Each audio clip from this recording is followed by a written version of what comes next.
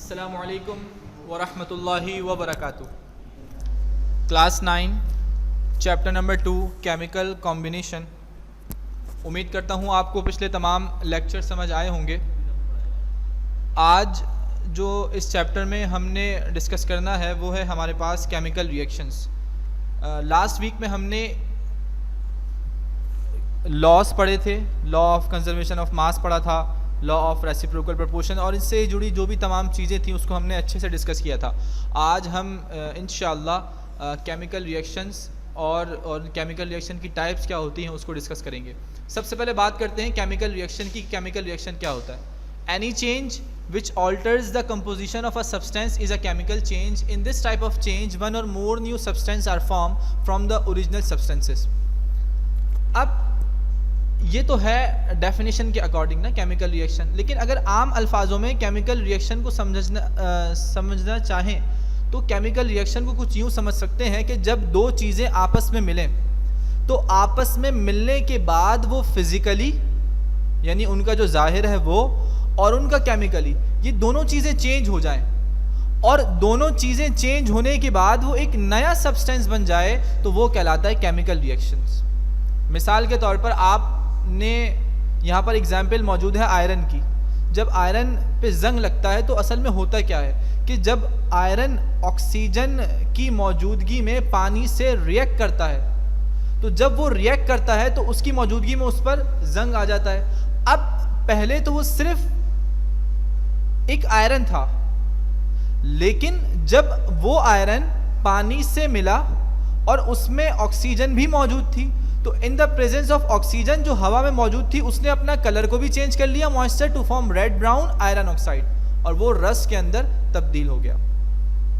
तो जब भी कोई दो चीज़ें आपस में मिले, रिएक्टेंट्स आपस में मिले और मिलने के बाद वो फिजिकली और केमिकली दोनों तरफ से चेंज हो जाएं अपनी ओरिजिनल चीज़ से और एक नया सब्सटेंस बना लें, एक नई चीज़ बना लें, एक नया प्रोडक्ट बना लें, तो वो केमिकल रिएक्शन कहलाता है।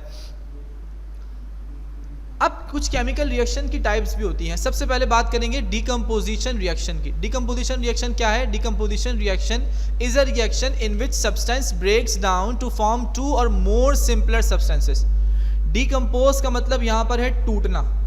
डीकम्पोजिशन रिएक्शन का मतलब एक ऐसा रिएक्शन जिसमें एक मॉलिक्यूल या एक सब्सटेंस दो हिस्सों में टूट जाए। जैसे मिसाल के तौर पे आप यहाँ पर देखें कैल्शियम कार्बोनेट मौजूद है।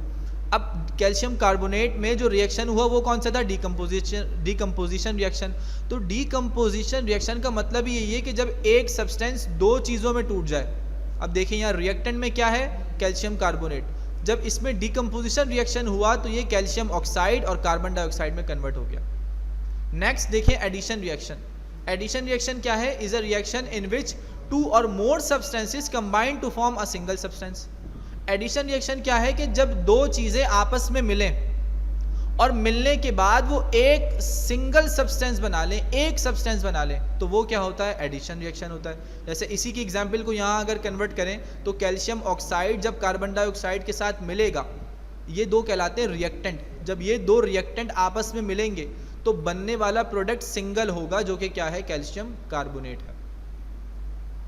नेक्स्ट टॉपिक है हमारे पास सिंगल रिप्लेसमेंट, एक और केमिकल रिएक्शन की टाइप जिसको हम डिस्प्लेसमेंट रिएक्शन भी कहते हैं।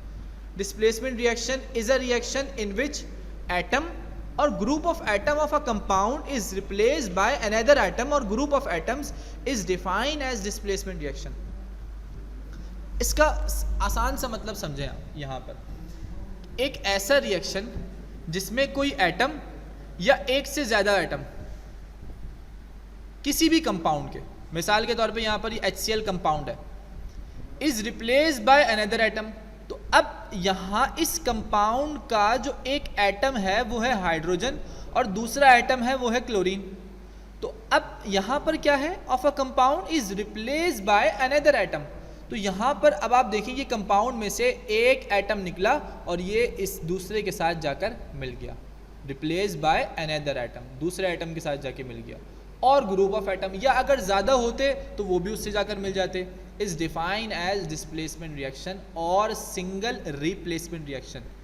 तो सिंगल रिप्लेसमेंट रिएक्शन क्या है कि अगर आपके पास दो रिएक्टेंट मौजूद हैं, एक कंपाउंड है और दूसरा कंपाउंड नहीं भी है, खाली एटम भी है, तो वो जो कंपाउंड है उसमें से एक एटम निकला और निकलने के बाद इस दूसरे वाले एटम से शामिल हो गया, तो ये कहलाता है single replacement reaction. Next topic है हमारे पास डबल डिस्प्लेसमेंट रिएक्शन का। डबल डिस्प्लेसमेंट में क्या है, is a reaction in which two compound exchange their partner.